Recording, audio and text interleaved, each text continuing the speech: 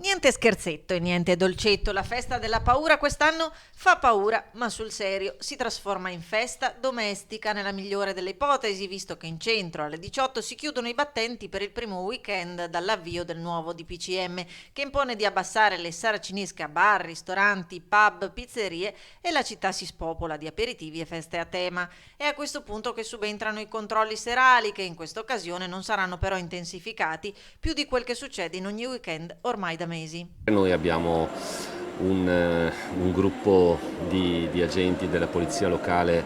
che il venerdì e il sabato è un numero superiore rispetto agli altri giorni e manterremo questa situazione. Abbiamo la collaborazione ovviamente con la Polizia di Stato e con i Carabinieri e con la Guardia di Finanza e quindi diciamo che non sono previste delle misure particolarmente importanti per questa serata. Saranno controllati anche i quartieri periferici per garantire il rispetto delle norme e intanto l'invito ai più giovani resta quello di non assembrarsi e usare la mascherina. L'occasione è quella di dire ai ragazzi di continuare a usare la mascherina come stanno facendo perché abbiamo capito che questo è un dispositivo che ci aiuta e poi per il resto insomma atteniamoci alle regole, il fatto di stare magari un po' a distanza l'uno dall'altro e cerchiamo di evitare